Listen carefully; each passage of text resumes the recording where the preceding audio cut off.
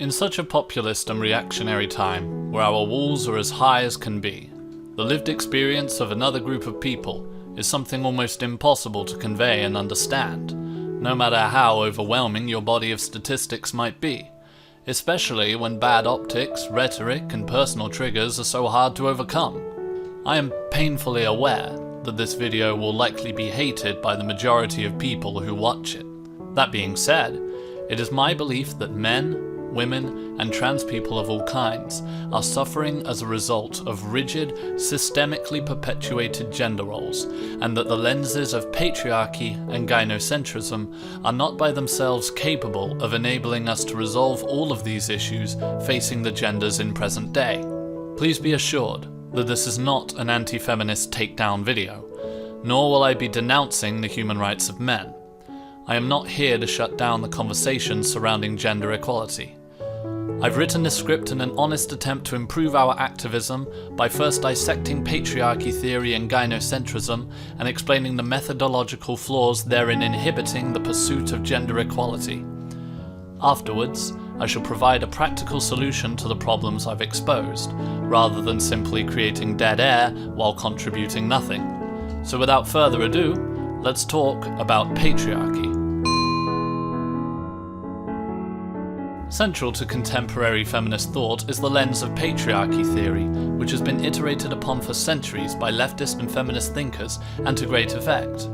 In her 2004 essay, Understanding Patriarchy, Bell Hooks speaks astutely on the topic, and on the benefits of how the terms male chauvinism and sexism came to be replaced by patriarchy. She explains how the former encouraged a highly individualist perspective on misogyny as being something perpetuated in an atomized sense by individual male actors against women. This contrasts radically with how patriarchy describes the systemic perpetuation of harmful gender roles which are hurting, internalized by, and perpetuated by both men and women.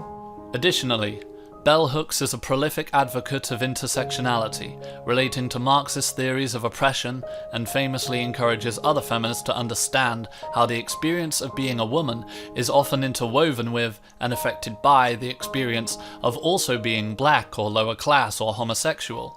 This is why she will often speak not just of patriarchy, but of the imperialist white supremacist capitalist patriarchy. It is near impossible to overstate how important this has been, both for progressing feminism in recent years, but also what the concept of intersectionality and of viewing the perpetuation of oppression in systemic rather than individualistic terms has done for leftist activism in general.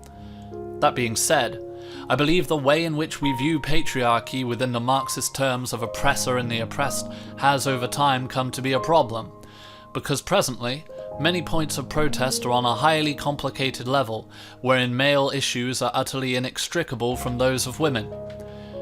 To elaborate, I think it's entirely understandable that hither to this point we have analysed patriarchy by much the same terms we have analysed white supremacy. After all, there are a number of parallels to be drawn. The key difference, however, lies not in the circumstances of these groups, but in the nature of their dichotomous relationship. For a grossly oversimplified example, due to colonialism and white supremacy, Black Britons and Americans did not enjoy equal rights under the law for some time, meaning that even after those rights were afforded to them, black people remained disadvantaged in the so-called meritocracy. Likewise, women did not enjoy equal rights under the law for quite some time, with much the same result. After all, how do you break the glass ceiling while the adjudicators above it view you as being less capable than they are on account of your sex?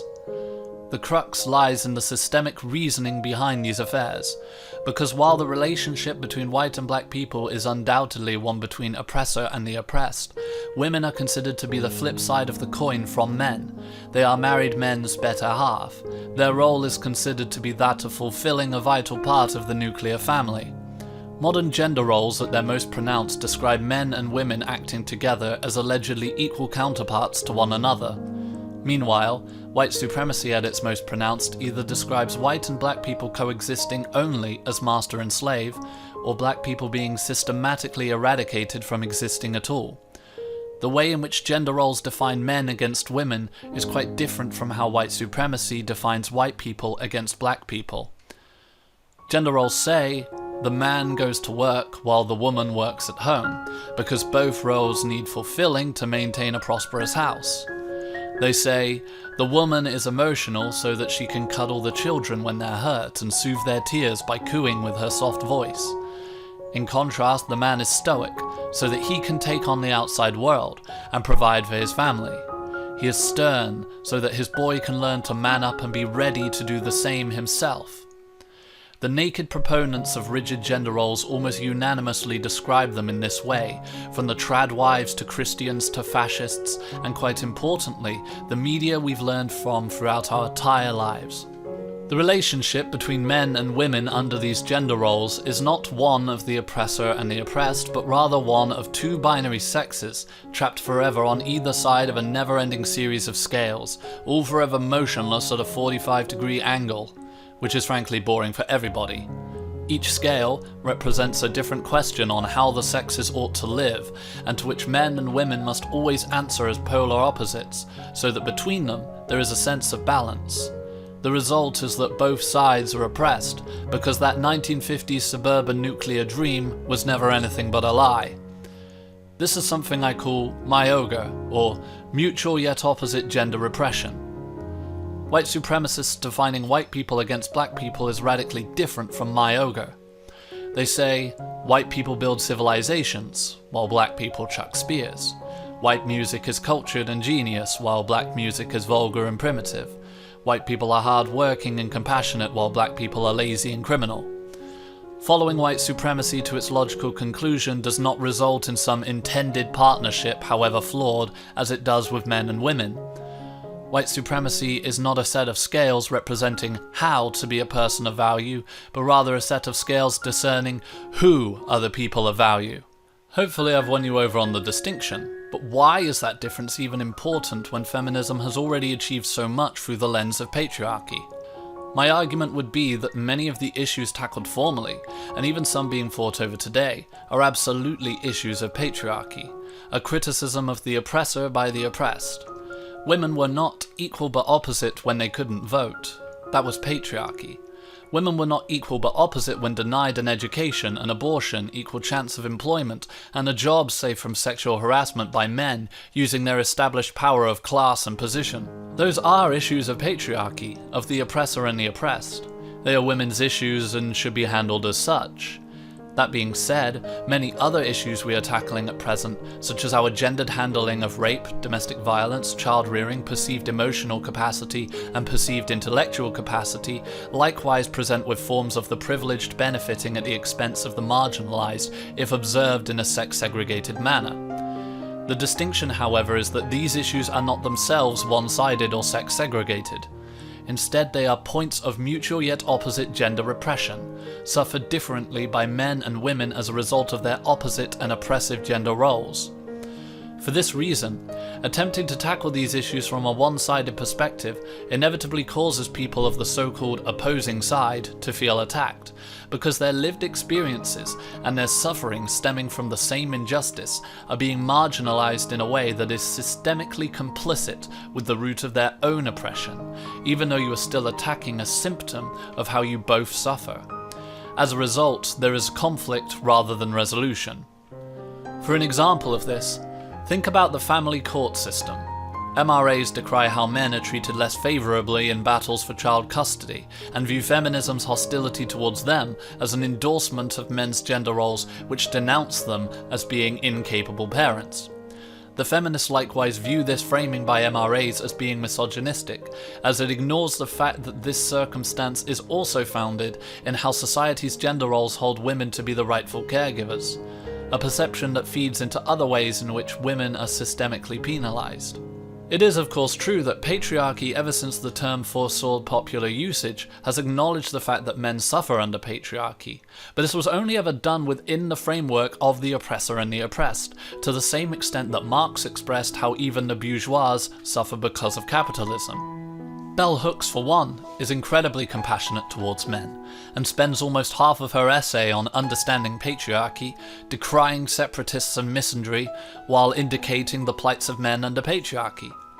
The issue is that simply acknowledging a problem is not enough, and even in this essay, which is about the most sympathetic work I've yet seen mustered, there must yet be a caveat, just to reassure everybody that men are still the oppressors and women suffer the most, which is what's really important. To quote this happening in that exact essay, Bell Hooks says, "Male oppression of women cannot be excused by the recognition that there are ways men are hurt by rigid sexist roles. Feminist activists should acknowledge that hurt and work to change it. It exists. It does not erase or lessen male responsibility for supporting and perpetuating their power under patriarchy to exploit and oppress women in a manner far more grievous than the serious psychological stress and emotional pain caused by male conformity to rigid sexist role patterns." To avoid any misunderstanding, I am not here to cancel Bell Hooks, nor even to shock you with this incredibly benign and generous quote in comparison to much of feminist writing about men. Rather, I'm using it to demonstrate that these troubling reassurances, however subtle, are present even in the most foundational and well-intentioned essays on the topic. This constant reassurance anytime that men are spoken about in feminism is because, as Bell Hooks will tell you, patriarchy requires male dominance by any means necessary, and men receive more rewards from that system. The result is that despite all of Bell Hooks' explicit compassion for men, the lens of patriarchy is almost incapable of encouraging feminists more broadly to properly handle male issues, and by extension to handle those female issues inextricably linked to those of men via mutual yet opposite gender repression. Make no mistake that feminists have in fact achieved a great number of things for men, but you'll notice how each of these achievements were not over male issues that mirror those of women in such a way. Rather, they were strict legal inequities from which women were not themselves suffering, for example, the legal recognition of male rape by other men. Instead, I'm saying that despite most feminists wanting feminism to be for everyone, and sometimes recognizing that men and boys are in crisis, and often unable to healthily express and deal with the tribulations in their lives, when men come into a feminist space and express their plight regarding an issue that is also a women's issue, thus contradicting its patriarchal framing, wherein women are the marginalized and men are the privileged who benefit from their suffering, naturally alarm bells ring that someone is here to subvert the conversation, or even turn it against women and needlessly onto the side of the oppressor. This is, of course, not without precedent. A great many MRAs are guilty of exactly those things, but not all of them, nor are the vast majority of men who express their pain even aware of MRAs. Often they are only aware that they were perhaps beaten by their girlfriend, that their friends laughed it off, and that they struggled for months to comprehend that they were even being abused. Even long afterwards, they struggled also to move accommodation safely. Now they go to a feminist movement that asked them to speak out, and they were shouted down and called a misogynist. When the feminist is asked, "Why are you shouting me down?" they'll say that men already have, as they call it, a voice, while women do not. They may even say that every day is International Men's Day. But from experience, and from listening to damaged men, this is a dangerously false belief, and it comes from privilege. You can count on 3 fingers the actual safe spaces for men to express their pain: the men's rights movement, MGTOW, and the incel community, all of which are ridiculed by society, in stark contrast with the academic powerhouse of feminism, and all of them are often deeply unhealthy for men. You can often be certain that these men will go on to hate feminism for endorsing their suffering, not even just passively by refusing to engage, but by actively shouting down male victims who dare to speak, thus perpetuating the toxic culture that feminists claim to care about, wherein men cannot talk about their abuse. These men will often join instead with MRAs, who will at least validate and sympathise with their pain. Unfortunately, the gynocentric lens of the MRA is much fraught with the same issues as that of patriarchy. Gynocentrism asserts women to be the privileged oppressors, and men to be marginalised and oppressed, while likewise making only platitudinous acknowledgements of women's issues, and simultaneously seeing any presentation of those issues as being antithetical to achieving equality for men. There is a perception that acknowledging how women suffer because of a gender role is to downplay how men suffer from their mirror image of that gender role. In summation, a one-sided view leaves feminists just as prone to misandry as MRAs are to misogyny, because refusing as an activist to acknowledge the suffering of another group is to be complicit in that suffering and oppression. It is no different in this regard from being decidedly ignorant on issues of black inequity. Having explained the blind spots of patriarchy and gynocentrism, I shall now propose a more appropriate lens through which to view these more contentious issues.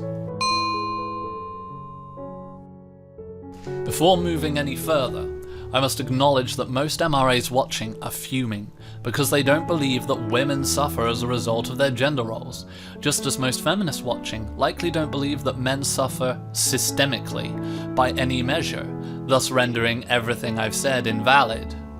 If you've an open mind, then I do not judge you, and I promise to speak of and provide evidence for these inequities very shortly. But I must first establish the lens through which we are to view them if I'm to do so constructively and responsibly. GasGam stands for Gynoandrositus Gender Abolitionist Movement. Broken into its component Latin parts, Gynoandrositus means women and men centered. This title is to distinguish it explicitly from Patriarchy Theory and gynocentrism, by advocating that when it comes to issues of mutual yet opposite gender repression, we should consider how the opposing gender roles affect the male and female experience, and attempt to empathize with those experiences before moving forward with the understanding that in order to uproot any laws and social practices which create these inequities, you need to dismantle also the gender roles that support them.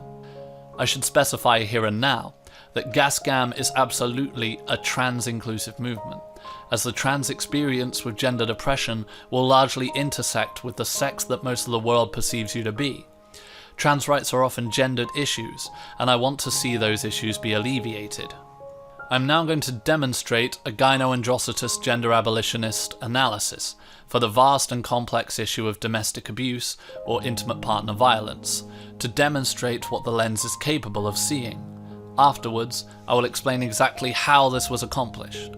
Let's begin with the facts, which for now are being pulled from the Crime Survey for England and Wales year ending March 2019, from Parliament UK on the topic of short-term supported housing, and from Mankind's Refuges for Male Domestic Abuse briefing for the July of 2016. It should be noted that there are no government statistics available on the provision of refuge for men, and this is because the government works with and funds Women's Aid, who concern themselves almost exclusively with female victims, only mentioning men at the beginning of their report to essentially dismiss them as being unimportant. It says, there are 269 refuge service providers in England, providing 3,649 bed spaces across the country, and sanctuary for many of the 12,000 women and 12,000 children who are forced to flee their homes each year due to domestic violence. Women's Aid told us that women were the primary focus for the provision of refuge accommodation, as they were most likely to experience coercive control, financial abuse and sexual violence, and were at greater risk of domestic homicide. For this reason, I had to use non-government statistics to determine how many bed spaces exist for men. Various articles without links or citations claim there to be between 3 and 9 beds available for men in the UK.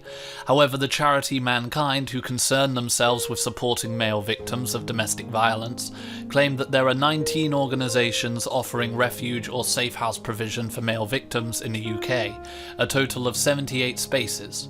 Of these, only 20 spaces were dedicated to male domestic violence victims, the rest being for victims of either gender. 7 of these places cannot accommodate men with children. Mankind is funded by donations from members of the public and company donations for its helpline, alongside grants and fees for training. An estimated 7.5% of women, 1.6 million, and 3.8% of men, 786,000, experienced domestic abuse in the year ending March 2019, which means that 67% of all victims are women, while 33%, or 1/3 of all victims of domestic violence, are men. This is deeply indicative of how we as a culture view male victims of domestic violence, because accounting for the overlap between these shelters, men have access to only 2% of shelters at all, and exclusive access to only 0.005%, while women have access to 99.995% of all shelters, and exclusive access to 98% of all shelters. This means that even after adjusting for how often men versus women are the victims of domestic violence, proportionally, each female victim of domestic abuse will have 50 times greater access to a domestic abuse shelter than a male victim. I sometimes hear this point be shut down by feminists for the fact that women are more likely to be the victims of domestic homicide, which is absolutely true. Data from the Home Office Homicide Index for the year ending in March 2016 to the year ending March 2018 showed that the majority of victims of domestic homicide were female, 74% or 270, while men constituted 26% or 94 of the victims of domestic homicide. It is troubling, however, that any feminist who is invested in the issue of domestic violence would walk back their stance on raising awareness and not minimizing that abuse all the way to only now caring about victims of domestic homicide, and all just to avoid acknowledging a serious injustice faced by men. More to the point, even proportionally to how often each gender is the victim of domestic homicide, women still have 16.6 times more access to domestic abuse shelters than men. It may seem as though I am taking cheap shots at feminists' handling of the issue, and while there certainly is just cause to be outraged, that's not what this is about. I want to draw attention to just how severe the discrepancy is between how society treats male victims of abuse versus female victims of abuse, because coming to understand this is integral to understanding the perpetuity of domestic violence itself. I want to see this issue improve for both sexes, and for feminists to do better. Looking over Women's Aid's address to the government, it becomes apparent that even with as much access to domestic abuse shelters as women already have, there still is not enough, and so they have been asking for the government for additional funding. Mankind, of course, has much the same thing to say about men, which gives our activists some things to work for right away. Evidently, more refuge spaces need to be made available to both men and women. I believe that we should urge the government to distribute more funding proportionally between organisations that deal with the domestic violence of men and women. Hopefully, this means that we can have enough refuge spaces in general, and that both men and women will be able to access those spaces according to their need. But all this talk of statistics and shelters only serves to help someone after they've been abused realise that they're being abused and been able to attempt their escape, which means that we need to speak more of the causes of domestic violence and how to encourage people to recognise when they're being victimised, and also prevent it from happening in the first place. There are three very important gender roles, or aspects of mutual yet opposite gender repression, that contribute to the prevalence of domestic violence for both sexes. The first is a dichotomy, wherein women are more emotional and encouraged to use their emotional maturity and receptivity, both to express their feelings to others and to be able to comfort and support their husbands and children. Men are instead supposed to repress their emotions in favour of stoic rationality, save for in situations where anger should be used to defend themselves or what they love. The second is a dichotomy wherein men work a career while women are to work from home, in housekeeping and child-rearing. This gender role is reflected in data, again from Parliament UK, showing that while the female employment rate has reached a high of 72.4% in October to December of 2019, while the male employment rate was 80.6%. 40% of women in employment were working part-time compared to 13% of men. Thirdly is the dichotomy proven by the statistics on domestic abuse and the provisions provided for each gender. Women are seen as the victims of abuse and the people worthy of society's concern and protection, whilst men are seen as the perpetrators of abuse and being undeserving of our help. So how do these dichotomies play into domestic violence? Well, on both sides of the issue, males' capacity for emotional expression and recognition of their own vulnerability is a key component. Psychologists who work both with male perpetrators and victims of domestic violence often have to cover the same ground. If he's an aggressor, it's about teaching that male more healthy ways to discuss what troubles them with their partner and how to non-destructively deal with pain. Meanwhile, male victims often need help with understanding that they have feelings, that those feelings matter, and that they should not sacrifice themselves for a woman who abuses them. There are a great many factors that can predict domestic violence, including low income. So if you're a man whose life is falling apart working long hours at one or more dead-end jobs, and you're coming home every night to your significant other, either letting you down or making things worse, and you don't know how to express that healthily, it's more likely that you might hit them or use some other form of coercion to try and retain control over that partner, and therefore over at least your home life. A Real Families documentary called A Gender-Neutral Education, No More Boys and Girls, Can Our Kids Go Gender-Free? Depicts a school and various parents being encouraged to raise their children in a more gender-neutral manner, and one of the main focuses was upon helping the young boys to expand their emotional vocabulary and give them an alternative to anger. I believe adamantly that we should encourage this, and further down the line, hopefully make all future relationships be healthier and less prone to domestic violence. As for the adult generations we have now, it would be beneficial even to express socially to the men in your life that they can safely express their emotions around you. It would also be beneficial to raise awareness of exactly how to healthily express emotions for those men who were never taught how. There are plenty of resources available online, and you could share posts, put up posters, and even put on events. Do whatever might bring the idea more so into public consciousness that men not only have emotions, but that they matter and can be expressed healthily. Most importantly, it would be revolutionary if we in feminist spaces could refrain from punishing men for expressing their emotions surrounding trauma and instead treat their stories exactly how we treat women's stories. Listen to them, do not minimize them, and do not call them a liar unless you've got a damn good reason to do so. Moving on, there is the issue of gender roles which suggest women should be domestic, while men should be the breadwinners, because while this doesn't necessarily create domestic violence by itself, it does exacerbate the potential for men to financially abuse women. It is often the case that women feel unable to leave abusive relationships because they wouldn't have any money, possibly even to travel to a shelter. I would argue that over the course of 60 plus years of activism, we're already doing a smashing job of telling women that they don't have to stay at home barefoot and pregnant, but can in fact enter the workforce. But this work alone does not seem to disable abusers from financially pressuring their partners.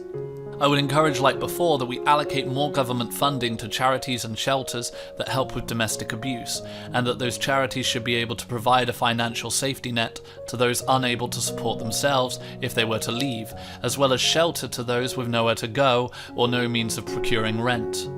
Women's Aid spoke extensively to the government about the financial barriers women can face when fleeing abuse for a shelter. To appease capitalism, there could be a reassurance that alongside helping the victim to recover from abuse, a work coach could investigate the victim's skills and help to gradually acclimatize them to providing for themselves should they be able. If they are unable, then it could be a vital way to bridge the gap between losing your only source of income and being processed for benefits like universal credit. There is, however, another element of financial manipulation which is much more likely to affect men. Both men and women avoid leaving their abusive partners if they are married or have children, but men in particular express fears over divorce settlements and child custody, as there is a shared feeling that those institutions are biased against them. This fear seems to be well-founded, if rather nuanced. It should be said that actually finding substantiated statistics detailing the winners of child custody, child support and alimony payments was incredibly difficult, as the scandal surrounding this issue has caused the search results to be flooded almost entirely by one of two things. Predominantly the results are from law firms, providing lengthy explanations as to why the law itself and the family court system are not biased in either direction, whilst also not providing statistics. The second were smaller agencies, alluding to various points of discrimination and offering to represent men who were dealing with family courts, informing them of their rights and advertising themselves as being truly empathetic representatives. All told, I could only find 2 sets of government statistics on the issue. The first was the 2010 US Census Bureau, which shows that only 1 in 6 single parents with custody over children whose parent lives elsewhere were men. The other was the 2013 Census Bureau, which states that 48.9% of all custodial parents had either legal or informal child support agreements, and custodial mothers were more likely to have agreements, 53.4%, than custodial fathers, 28.8%. The nuance lies not in the results, but rather in the causation of those results. It's all wrapped up in the same mutual yet opposite gender repression by gender roles. Not just in the hearts of judges personally, but in how men themselves act accordingly, and are 3 times more likely to be in full-time work, leading judges to decide that the woman should take full custody, as the male would have the money to pay for child support and alimony payments. There are more caveats still. For example, when judges choose by determining which parent is the primary caregiver, often not considering how each parent's schedule might change following the divorce. A father who works full-time while married may plan to work part-time if he were the single father. Moreover, these standards are often still applied when the child is above the age where they need 24-hour supervision, so says Salt Lake City child custody attorney at the MEA Cordano, attorney at law. Nevertheless, the results are what they are, and men fear them. Mankind claims and is supported in doing so by the study Help Seeking by Male Victims of Domestic Violence and Abuse, a systematic review and qualitative evidence synthesis. Men don't leave abusive relationships for various reasons. The top reasons being concern about the children in 89% of cases, marriage for life in 81% of cases, the fear of never seeing their children again in 68% of cases, and not having enough money in 53% of cases. These concerns that prevent men from escaping from abuse all seem to be linked to certain economic fears, which are greatly exacerbated by the introduction of a divorce, likely entailing a battle for child custody, followed most likely by paying alimony and child support thereafter. If you are by no standards a rich man, then this could be an insurmountable obstacle.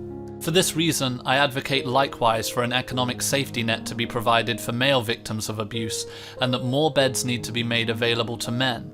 Specifically, more emergency accommodation that is suitable for men with children.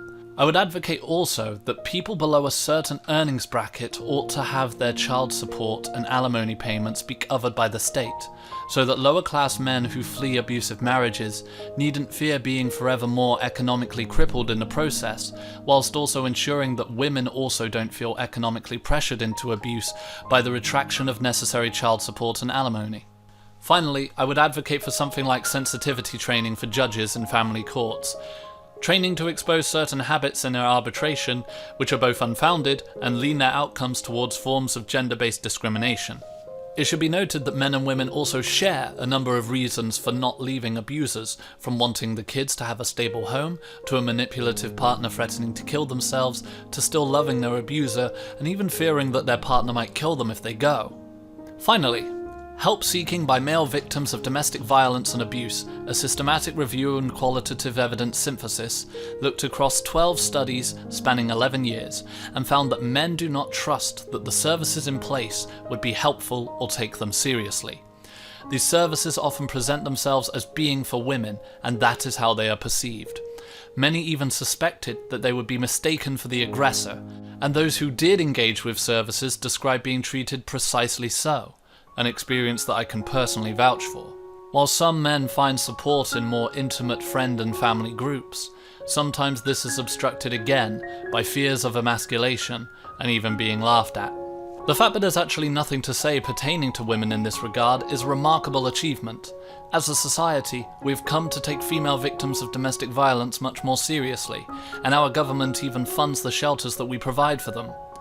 Men, unfortunately, do not yet enjoy the same privilege, and the only way to rectify this is once again to raise awareness about male victimization by domestic violence, by sharing educational material on the matter, showcasing not only the existence of male victims, but also how they're being left behind, both by the institutions intended to support domestic abuse victims, but also by their friends, who just don't see the fuss about a 5'4" woman punching a 6'2" man whenever he doesn't do as he's told.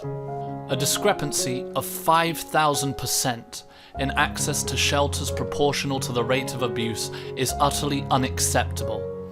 So from the bottom of my heart, I need to once more beg my feminist allies for help in this regard.